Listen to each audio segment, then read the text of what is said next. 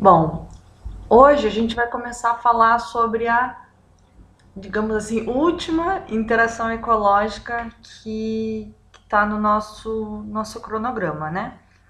A gente já falou de competição, a gente falou de competição dentro da mesma espécie, entre espécies, a gente falou de predação, a gente falou de parasitismo e hoje a gente vai falar do mutualismo.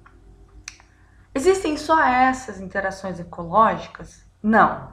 Se vocês forem estudar a fundo, vocês vão ver que nós podemos ter outras interações que a gente não abordou durante as aulas, mas essas que a gente estudou seriam as principais. Então, vocês entendendo essas interações, vocês conseguem entender todas as outras, tá certo? Então, vocês devem lembrar que lá no começo eu falei que tinha algumas relações que eram harmônicas e desarmônicas. As relações desarmônicas são aquelas que são positivas para um indivíduo e negativa para o outro. Então, eu falei da competição, a predação, o parasitismo, sempre beneficia um indivíduo e prejudica outro. No caso do mutualismo, a gente vai ter uma relação harmônica. A gente vai ter harmonia entre os indivíduos. Por quê? No caso do mutualismo, ambos os indivíduos eles vão ter benefício, ou pelo menos um indivíduo vai ter benefício e o outro não vai ser nem prejudicado nem ajudado, sabe? Então, assim, no mutualismo a gente vai ter uma interação ecológica onde ninguém é prejudicado. Ou todo mundo é muito beneficiado, ou um é beneficiado e o outro, pro outro tanto faz, sabe? Então aqui eu coloquei um exemplo clássico, sempre que é falado de mutualismo, que é o exemplo do caranguejo ferradura. Então o caranguejo ferradura ele faz o uso de estruturas como conchas para ele poder se locomover. Então, pro caranguejo ferradura, essa interação ela é muito vantajosa. Por quê? Porque ele usa essa concha como uma espécie de abrigo. Para a concha não tem tanta vantagem assim, porém, como ela também não é prejudicada, então a gente considera que isso é uma relação mutualística.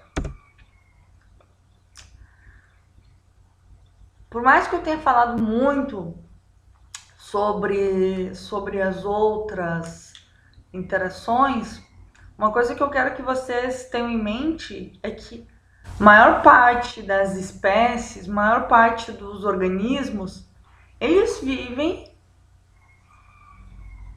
possuem mutualismo com alguma outra espécie. Então não é à toa que é falado que os mutualistas, eles constituem maior parte da biomassa do mundo. Porque assim, toda espécie, se vocês forem analisar, ela vai ter mutualismo com alguém. Ela vai estar interagindo positivamente com outra espécie. Eu coloquei aqui um exemplo clássico que são os lobos. Os lobos, eles têm uma relação mutualística com os humanos, por exemplo. Por quê? Porque os lobos antes, se vocês voltarem lá nos primórdios, há 20 mil anos atrás, 30 mil anos atrás, os lobos viviam em bando, precisavam caçar, precisavam se locomover muito para conseguir comida.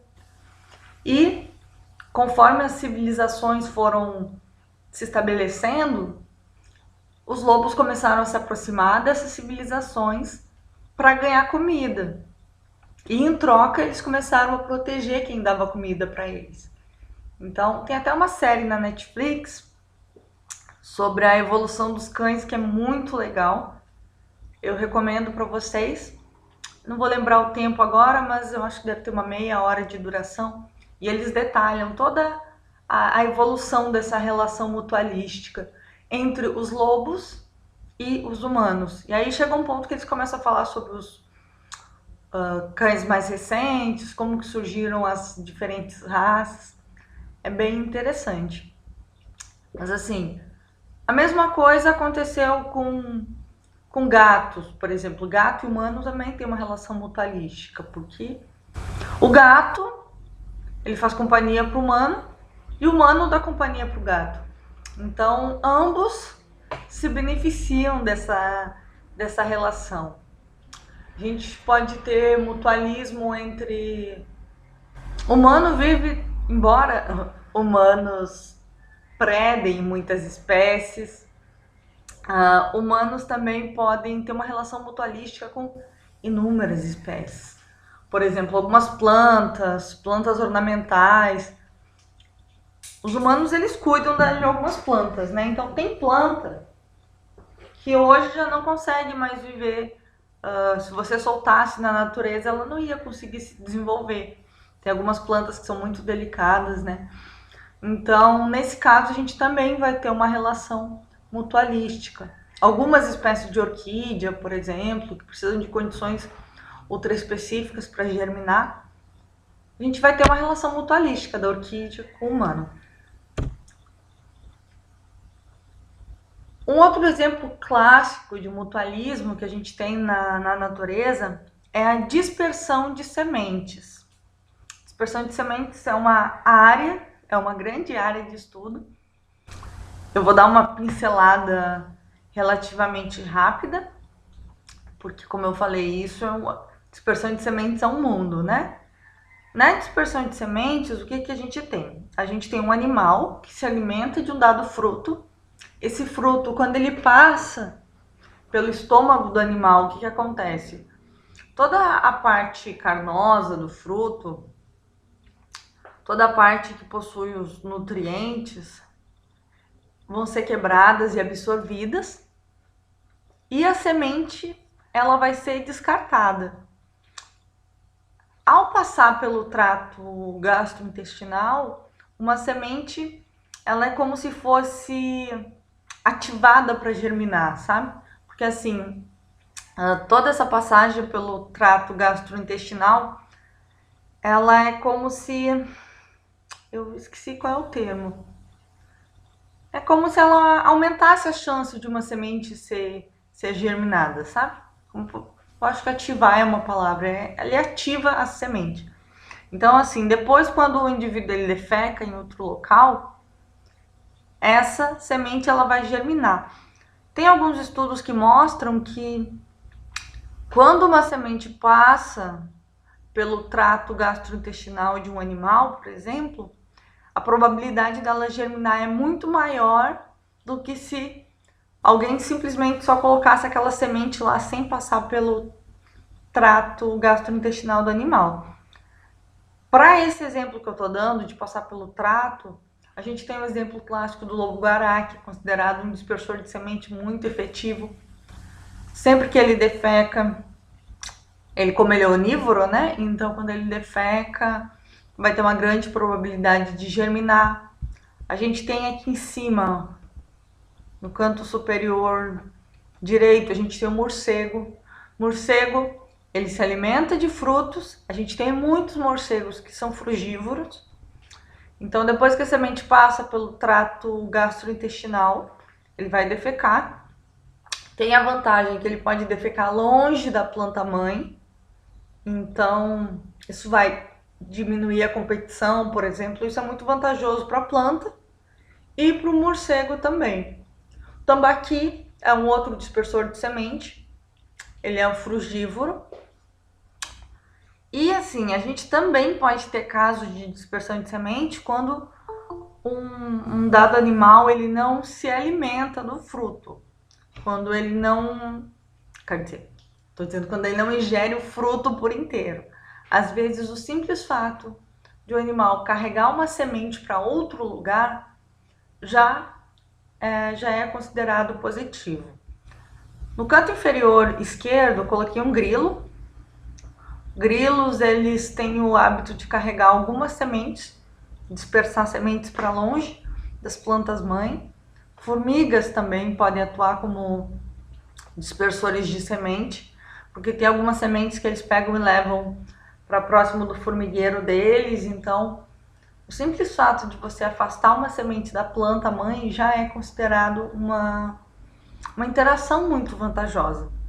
Isso vai aumentar a probabilidade da semente germinar sem competir com a planta mãe. Então, assim, como eu falei, a dispersão ela é uma relação mutualística porque todo mundo é beneficiado. Então, os animais, eles obtêm nutrientes. Aqui a gente tem, isso aqui parece uma lagartixa, acho que é um lagartinho, comendo um fruto. Aqui a gente tem um jabuti comendo um fruto. Então, assim, os animais precisam se alimentar, eles precisam obter nutrientes para poder realizar todas as suas funções biológicas, para eles poderem reproduzir, para suas populações poderem crescer. Ao mesmo tempo, as plantas elas são levadas para longe da planta mãe. E, como a gente já falou em aulas anteriores, quando você tem muitas plantinhas germinando próximas, grudadas uma à outra e próximas da planta mãe, a gente vai ter uma competição muito acirrada por recurso. Então, possivelmente não vai ter recurso para todo mundo. Uma plântula, porque nesse caso elas estão recém-nascendo, né? Uma plântula pode tentar prejudicar a outra. Vocês devem lembrar que eu falei de algumas estratégias que os organismos têm para eliminar os seus competidores. Então, assim, para uma planta, quando sua semente ela é levada para longe, a gente só tem vantagem. Então, a chance da planta encontrar um lugar sem tantos competidores da mesma espécie é maior. Essa planta vai ter mais chances de poder ter um sucesso a longo prazo. Uma coisa importante a se falar quando estou falando do mutualismo e dispersão de semente. Nem todo animal que come frutos, ele vai ser um dispersor de semente. A gente precisa fazer um adendo aí.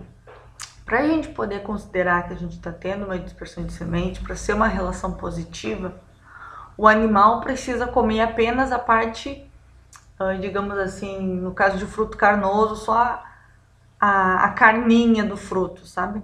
Não pode ter destruição de semente. A partir do momento que a gente tem um animal que destrói a semente não vai conseguir germinar, então isso não é positivo, sabe? Quando a gente tem destruição da semente, aí a gente já vai entrar na predação, porque vai ser ruim para a planta, né? Psitacídeo faz muito isso, né? Arara, em especial psitacídeos maiores, eles na hora de se alimentar do fruto, muitos deles quebram a semente. Lembra, quebrar a semente é ruim. Por quê? Porque se a semente não estiver inteira, ela não vai conseguir germinar. Tucano também é outro animal que é onívoro e que quando ele vai se alimentar, ele come frutos, às vezes quebra a semente. Então, assim, para ser uma relação mutualística com dispersão de semente, não pode ter a quebra. A semente tem que ficar inteira. O animal tem que comer só o fruto e a semente tem que ficar intacta. Alguém quer fazer algum comentário? Dar mais algum exemplo?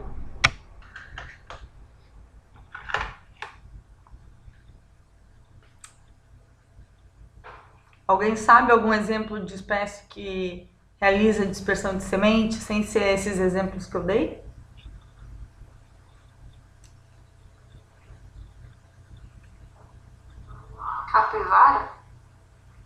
Capivara? Capivara pode ser considerado um dispersor de semente. A cutia é um outro dispersor de semente muito efetivo, porque a cutia ela pega algum fruto, ela come toda a parte carnosinha do fruto e ocasionalmente ela não come tudo. E aí o que a cutia tem o hábito de fazer? A cutia enterra, como se fosse guardar para depois, sabe?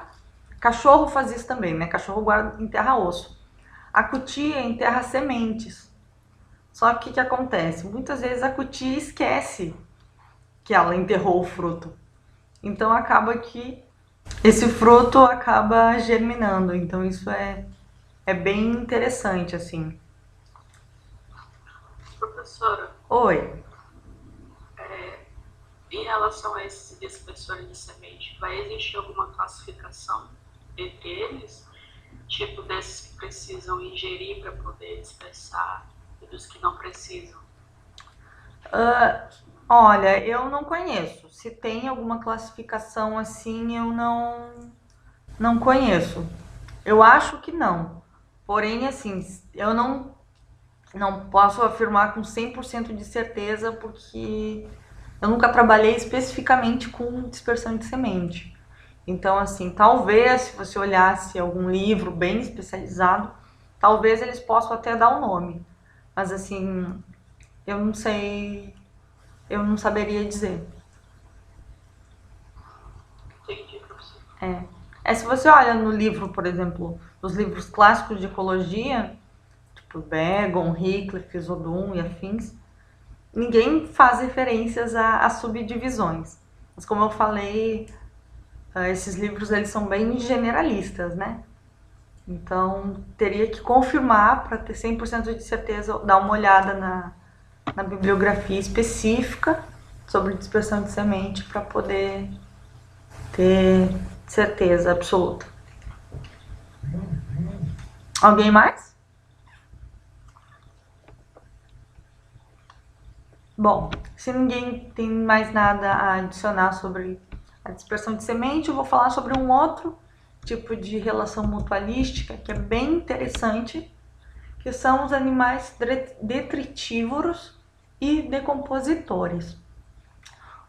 Quando a gente fala em detritivoria e decomposição, a gente também está falando de relações mutualísticas. Então, assim, todos os organismos que decompõem qualquer outro organismo, eles vão poder entrar na categoria ou de decompositor ou de detritívoro. Aqui, nessa primeira imagem, eu coloquei um monte de fungo, mas assim, a gente tem bactéria, que pode entrar nessas categorias, a gente pode ter animais, que são detritívoros. Então, a partir de agora, eu vou dar alguns exemplos mais detalhados para vocês. Assim, mas o que são esses detritívoros e decompositores? Em geral, são todos os organismos que se alimentam de outros organismos que já morreram. Nesse caso, a gente tem uma relação que é positiva e tem gente que considera que, óbvio que para o indivíduo que está se alimentando, né, isso é positivo. Para o indivíduo que está morto, isso não vai trazer nenhum benefício direto, assim, porque esse indivíduo já está morto.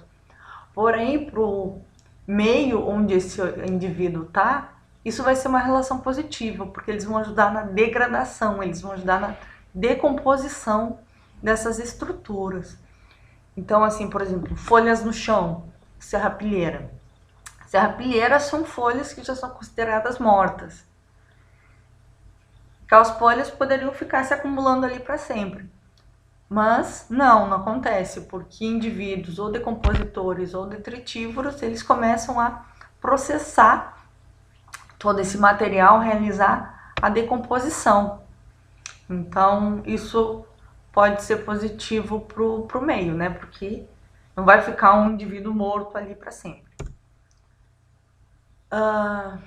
Importante, quando a gente está falando de decompositor e detritívoro, eles não controlam a taxa de produção dos recursos. Como assim? Os detritívoros e decompositores, eles simplesmente aproveitam o que já está morto. Então eles não vão matar ninguém. Não é que nem um predador, sabe? Um decompositor não vai lá, eu quero comer, eu vou matar tal organismo. Não.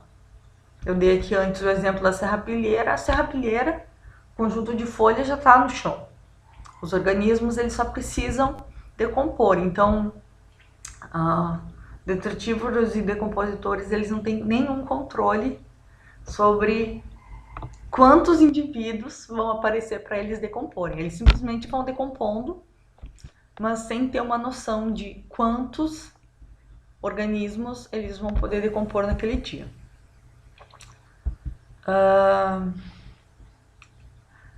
Uma coisa interessante é que, assim, sempre que o processo de decomposição começa a ocorrer, vamos seguir pensando na serrapilheira.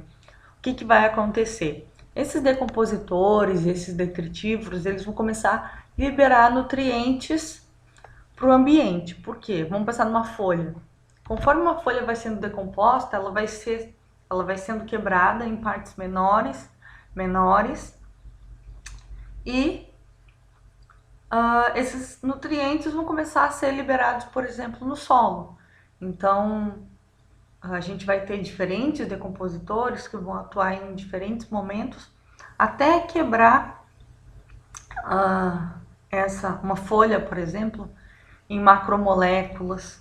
E aí, toda essa folha que foi decomposta, ela vai poder ser, digamos assim, reabsorvida pelo solo, pelo meio. Então você tem um processo muito cíclico, sabe? Então a folha ela vai morrer, mas ela vai ser decomposta em macromoléculas e afins, e todas essas macromoléculas vão voltar para o solo. E outra coisa bem legal de se falar é que quando a gente está falando de detritívoro e decompositor, a gente está falando de inúmeras espécies, centenas, milhares de espécies. Muitas espécies são ou detritívoras ou decompositoras. Estou falando de detritívoro e decompositor. O que são esses detritívoros e decompositores? Geralmente, os decompositores vão ser fungos e bactérias. Então, eu falei antes que eles são altamente diversos, que assim, por exemplo, fungo. Existem milhares de tipos de fungo. Existem milhares de bactérias diferentes. Então, a gente pode ver, por exemplo, quando começa a ficar mais úmido, em épocas mais úmidas, se você coloca, por exemplo, uma madeira morta. Você tem aqui nesse canto direito um palanque. Um palanque nada mais é do que uma madeira morta. Então, aí não vai mais crescer. O palanque, por mais que ele derive de uma árvore, o palanque de madeira ele deriva de uma árvore, porém essa árvore já foi cortada, então ele está morto. O que acontece? Principalmente em épocas de chuva, agora em maio a gente vai começar, porque já está chovendo agora, né? Teoricamente era para começar a chover a partir de maio. Conforme vai ficando úmido, essa umidade ela permite a proliferação de fungos, por exemplo, que vão decompor essa madeira. Então assim, o fungo começa a decompor porque ele está considerando, olha, isso aqui é um organismo morto, ele precisa ser decomposto. Então esses fungos eles atuam justamente na decomposição. A gente pode ter fungo assim também, que nem tá aqui na minha esquerda, esse fungo com um chapéuzinho. Isso é uma Basidium micota. Vocês lembram qual é a categoria desse fungo aqui?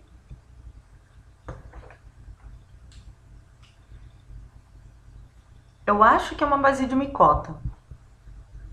Não tenho certeza. Eu de sistemática eu sou péssima. Sistemática e taxonomia eu sou horrível. Então assim, mas novamente, eu falei de fungos decompositores, mas a gente pode ter bactéria decompositora também. Tudo isso numa relação mutualística, porque eles estão querendo ajudar na decomposição. A gente tem bactérias mutualísticas, por exemplo, na nossa flora gastrointestinal. Então assim, a gente tem bactérias, quando a gente come um dado alimento, muitas bactérias, elas ajudam a degradar alimentos que a gente come, em partículas menores. Então, a gente come, por exemplo, uma maçã.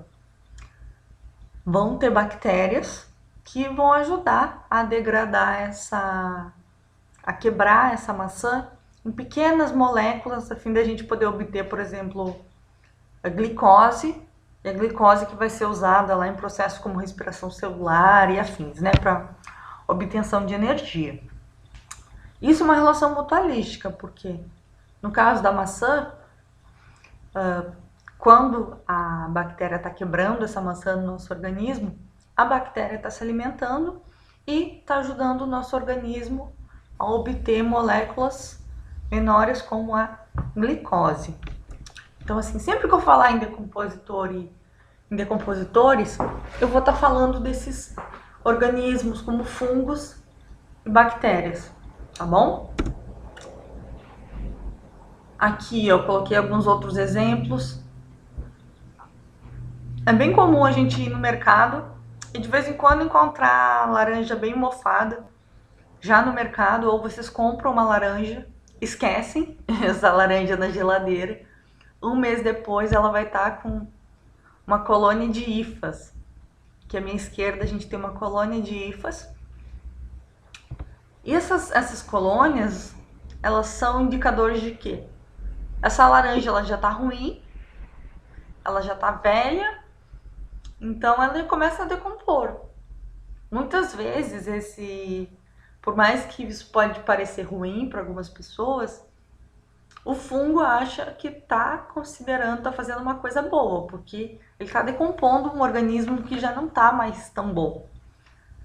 Então, tem o mofo. Aqui, ó, tem uma imagem na direita, canto inferior direito, a gente tem maçãs, por exemplo, que estão no chão, estão sendo decompostas. Quando até a gente tá em março, ali em janeiro tinha muita manga, caía manga no chão. Então, 2 dias que a manga estava no chão já começava o processo de decomposição, porque aquele organismo já estava morto. Então, as bactérias já começavam a decompor em partículas menores que, como eu falei, poderiam voltar para o solo. No canto superior direito, a gente tem inúmeras bactérias, eu já dei o exemplo da flora gastrointestinal.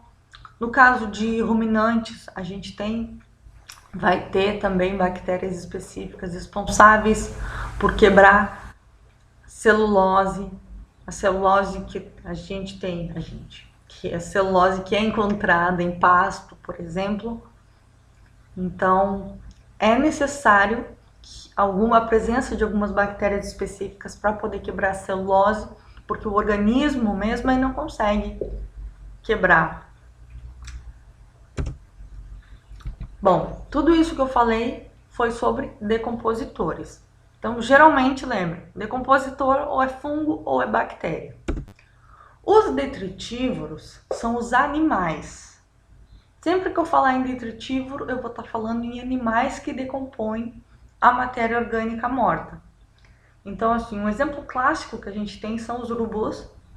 Se vocês forem andar pela BR-174, por exemplo, rumo a Caracaraí, vocês vão encontrar dezenas de animais atropelados. Assim que um animal morre, então, primeiro organismo que vai aparecer para ajudar no processo de decomposição são os urubus. Os urubus, eles se alimentam daquele animal, então para ele é vantajoso. E ao mesmo tempo ele está ajudando na decomposição. Porém, por mais que o urubu seja um decompositor muito famoso, a gente também tem centenas de outros animais que são considerados animais detritívoros. Vocês já viram esse animalzinho aqui à minha esquerda? Isso aqui é um tatuzinho de jardim.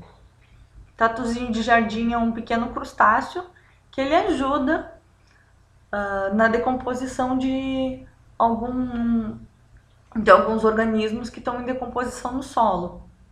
A própria minhoca também é considerado um animal detritívoro. Ele come grandes estruturas que estão sendo incorporadas no solo. Também é considerado um animal detritívoro. Sem contar os famosos ácaros, por exemplo.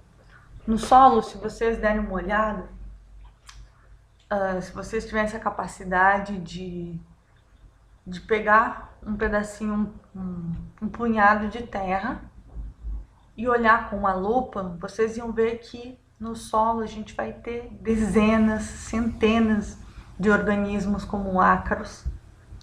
Aqui no canto superior esquerdo a gente tem um ácaro de solo Esses ácaros, eles são considerados detritívoros porque eles vão quebrando, eles vão decompondo partículas do solo. Eles aproveitam isso para se alimentar e, ao mesmo tempo, isso é vantajoso para o solo, né? Porque ele vai quebrar alguns organismos mortos em organismos menores. Então, é vantajoso também. No canto inferior da direita, a gente tem um rola-bosta. Rola-bosta é outro animal detritívoro. Ele usa muitos organismos que já estão mortos para poder se alimentar e afins, né? Para poder usar para sua reprodução. Então, ele também está colaborando com a decomposição de um dado organismo em partículas menores. Uma coisa que a gente tem que ter em mente quando a gente está falando dessa relação mutualística entre organismos mortos, decompositores e detritívoros, é que geralmente a decomposição ela vai depender de uma ação conjunta de detritívoros e decompositores. No caso de um animal morto, por exemplo, morre um animal na estrada. Quem vai chegar primeiro para fazer a decomposição? Quem vai chegar primeiro possivelmente vai ser um urubu. Depois, quando o urubu já tiver quebrado, já tiver destroçado aquele animal morto, vão vir detritívoros menores, como por exemplo um rola-bosta. E, por último, vão vir as bactérias que vão quebrar em partes menores. Então, assim, tem alguns animais que eles vão quebrando em partes menores e conforme, às vezes, um pedacinho do organismo pode estar muito pequeno para um urubu, mas para uma bactéria, aquilo é muita comida, sabe? Então, a gente tem uma ação conjunta, a gente tem uma relação mutualística, onde todo mundo se ajuda. Aqui nessa imagem, só para mostrar para vocês, eu falei primeiro de um animal morto, mas a gente pode ter também a mesma coisa com a madeira.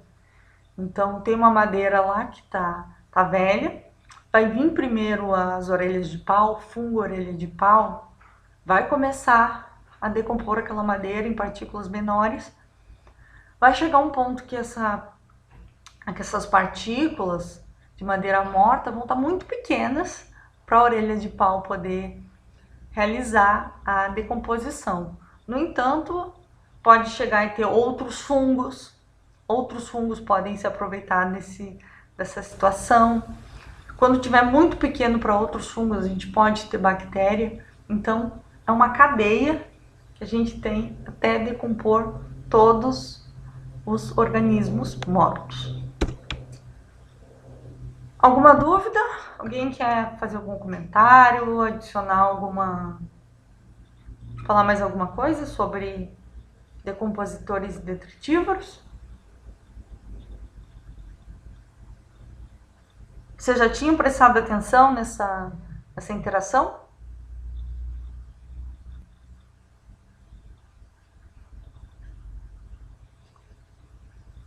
Bom, já que vocês não querem falar, eu vou continuar. Eu falei aqui já de diferentes tipos de mutualismo, né? E assim, quando a gente está falando de mutualismo,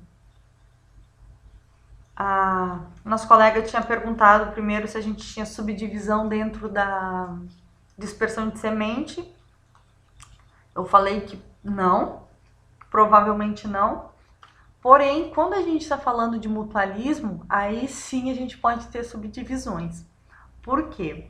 Eu falei lá no começo, quando eu fui conceituar mutualismo, que no mutualismo sempre vai ter uma relação que é positiva para um organismo e para o outro ou pode ser positivo ou pode ser neutro, não ser bom nem ruim, né? Sempre que a gente está falando dessa relação que é boa para um organismo e tanto faz para o outro, tem algumas pessoas que chamam essa relação de comensalismo. É um mutualismo, ainda é um mutualismo, mas é um mutualismo do tipo comensalismo. É bom para um organismo e para o outro tanto faz. Quando a gente tem um mutualismo obrigatório, onde os dois organismos que estão interagindo, eles precisam obrigatoriamente interagir, quando essa relação é positiva para os dois, e é uma relação obrigatória, a gente fala que a gente tem uma simbiose. Eu vou dar mais exemplos para a gente poder entender melhor do que eu estou falando. Eu vou começar falando sobre o comensalismo. Então, como eu já falei no slide anterior, um indivíduo se beneficia e o outro não é nem beneficiado nem prejudicado. Um exemplo clássico que vocês vão encontrar em livros como o do Begon e do Hickleff é um exemplo de rêmoras fixadas ao tubarão.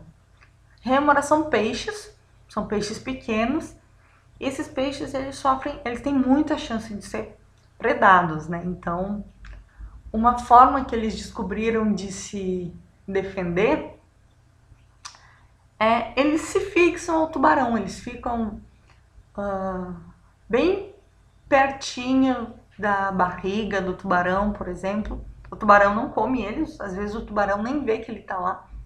Então, assim, pro tubarão, tanto faz ter um peixe fixado a ele ou não, né? Porém, para as rêmoras é muito vantajoso, porque isso vai fazer com que diminua a chance dela ser predada. Falei desse exemplo. A gente tem esse outro exemplo aqui, que é dessa bromélia. Para essa bromélia aqui, vocês já viram ela? Não, professora. Ela é bem... Você pode encontrar ela tanto muito em área de mata, né? Tanto na área do dossel, ou seja, próximo ao topo das árvores, quanto no subbosque. Isso aqui é uma bromeliácea, e essa bromélia, ela se fixa a estruturas como o caule de uma planta. Na aula passada eu falei sobre plantas parasitas que fixam o austório, né, em outras plantas para poder roubar nutriente. Nesse caso das bromélias, elas não têm austório, elas não estão roubando o nutriente da árvore, elas simplesmente se fixam ali. Então, para essas bromeliáceas, para essas bromélias, é muito vantajoso ela ficar aderida à árvore. Então, ela está ali, ela obtém luz, e para a árvore, tanto faz ter uma bromélia ali aderida ou não, porque, como eu falei, essa bromélia ela não está roubando nutrientes da árvore. Ela só quer um local onde ela consiga pegar luz e umidade. Porque ela é pequenininha, né? Se essa bromélia ficasse no solo, por exemplo, ela teria pouca luz. Então, ela precisa de luz para poder fazer a fotossíntese, para ela poder gerar suas flores, seus frutos. Então, para ela é muito vantajoso ficar aderida a outras árvores. E para a árvore, tanto faz. Então, assim, esses exemplos que eu dei são exemplos de comensalismo. No caso de mutualismo, aí sim, de simbiose, aí sim a gente vai ter um mutualismo obrigatório, onde duas espécies obrigatoriamente precisam interagir. Uma espécie não consegue viver sem a outra. Um organismo não vive sem o outro. Um exemplo mais clássico de simbiose que a gente tem são os líquens. Então, nessa imagem aqui, a gente tem um líquen, que é um exemplo de mutualismo obrigatório de algas e fungos. Então, assim, vocês já viram um líquen alguma vez?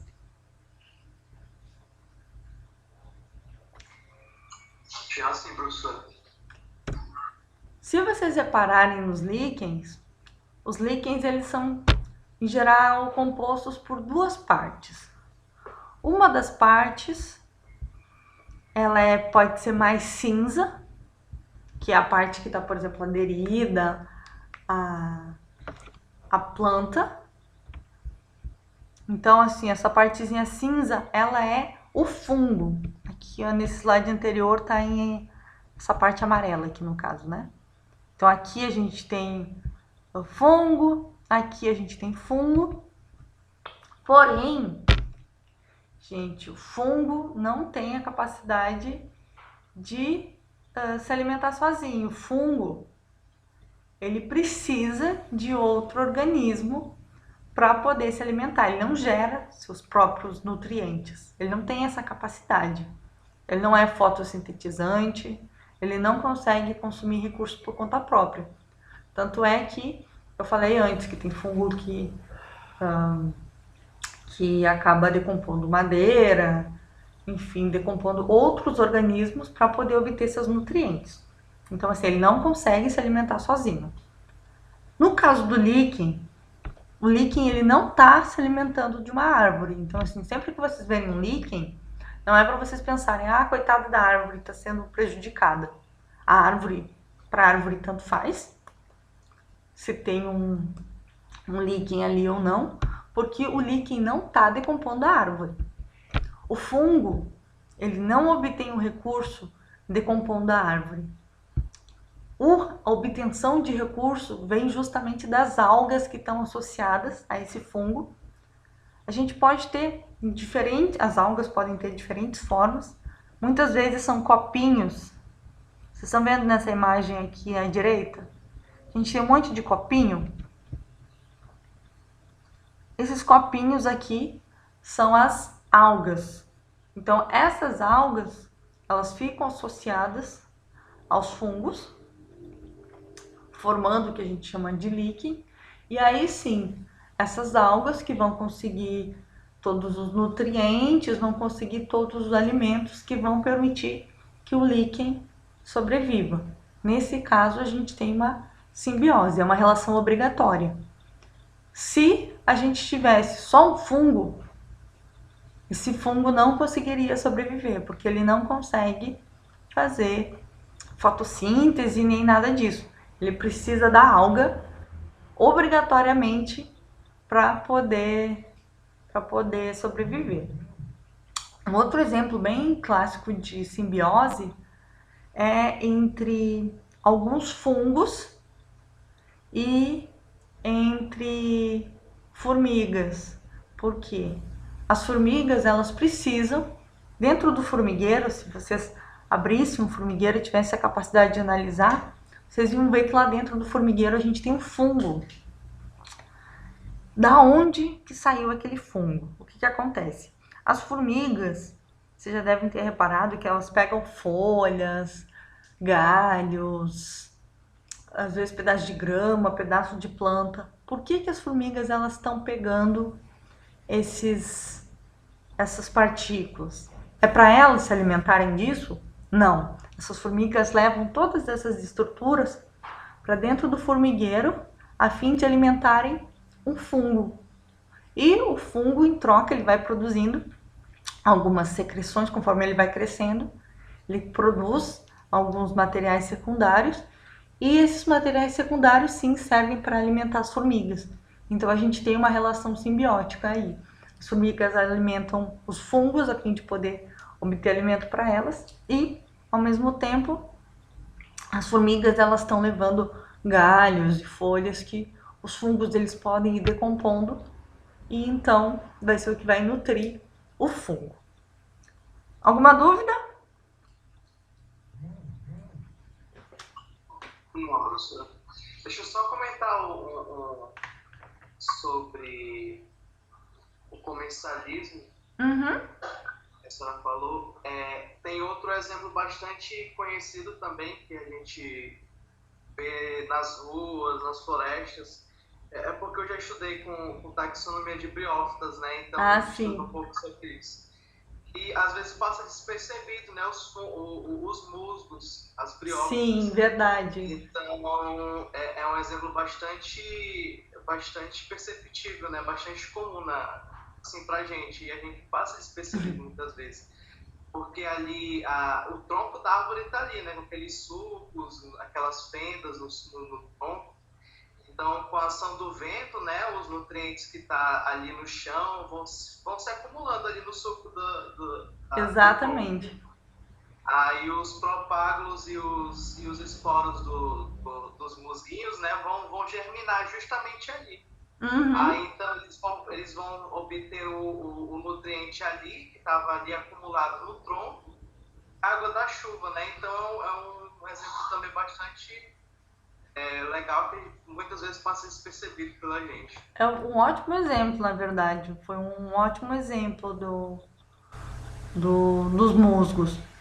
Tem alguns passarinhos, inclusive, que deixam, por exemplo, eles caminham por cima de musgo. Tem algumas espécies específicas que se esfregam em musgo e às vezes eles levam os esporófito que tem musgo, né? Os esporófitos. Oi? Os polinhos. Esporos, né? Isso Então, mesmo, professor.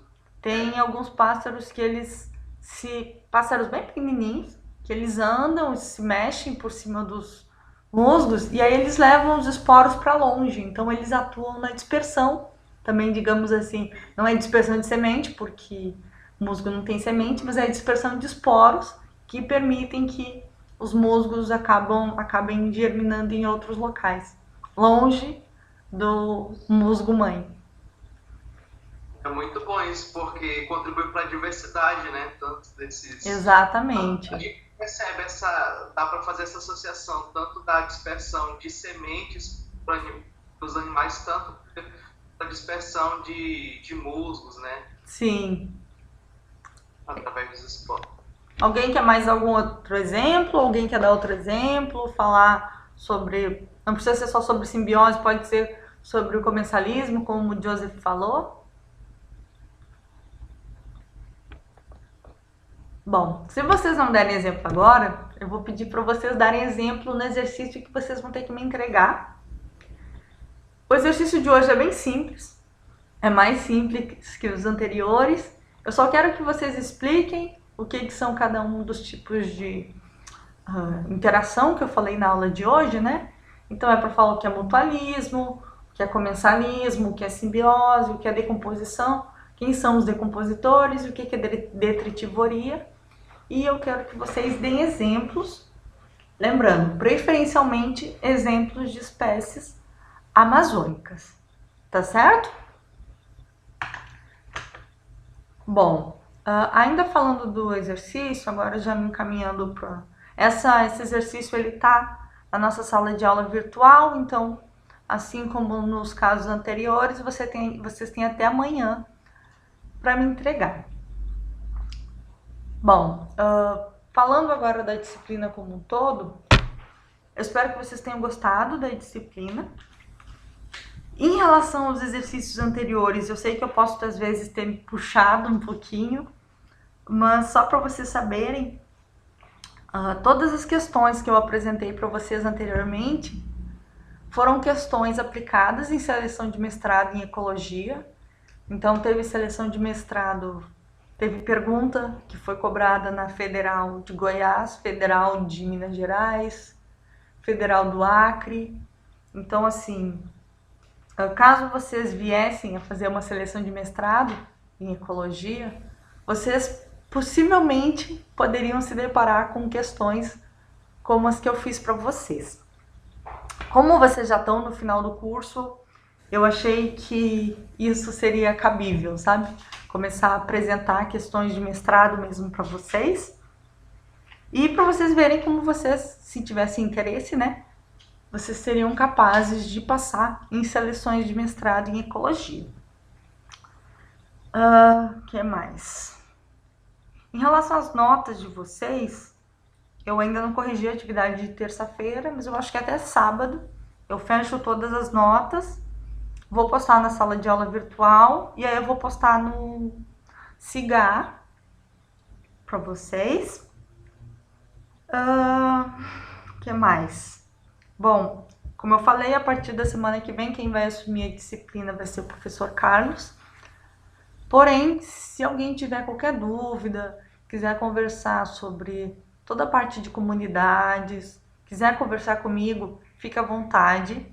Então, assim, até o final desse semestre eu vou estar à disposição de vocês para quem quiser conversar. E não só para disciplina, mas depois. Quem tiver interesse em trabalhar com ecologia, por exemplo, pode vir conversar comigo. Mesmo quem já tem orientador e quiser tirar alguma dúvida, fique à vontade para me escrever por e-mail, pode me escrever por WhatsApp. Eu posso deixar meu WhatsApp depois ali no chat para vocês. E só para não esquecer, assim que a nossa aula terminar, eu vou mandar um formulário para vocês. É um formulário do Google mesmo, Google Forms. E nesse formulário tem algumas questões sobre a disciplina. Esse formulário não é obrigatório se identificar, então assim, se vocês quiserem fazer crítica, podem fazer, tá bom? Só vocês combinarem, ninguém coloca o nome, eu não vou saber quem foi. E assim, não se preocupe, as notas de vocês já estão fechadas, então vocês podem criticar, fazer crítica ou sugestão de melhora, porque assim, esse é o primeiro semestre que eu estou dando aula como professora coordenadora de uma disciplina. Então, antes eu sempre dava a disciplina junto com outro professor, mas como professora convidada. Então, agora, esse semestre, foi a primeira vez que eu tive que organizar as minhas disciplinas, organizar avaliação, método de ensino. Então, assim, se vocês tiverem qualquer crítica, eu quero que vocês me falem, porque assim, isso vai ser muito importante para eu poder melhorar minhas aulas para os próximos semestres. Qualquer coisa que vocês acharem que precisa melhorar, exemplo, slide, exercício, professora, a aula precisa ser maior, ou a aula precisa ser mais lenta, qualquer sugestão que vocês tiverem para fazer, já vai me ajudar, tá bom? Bom, o que eu tinha para falar para vocês era isso.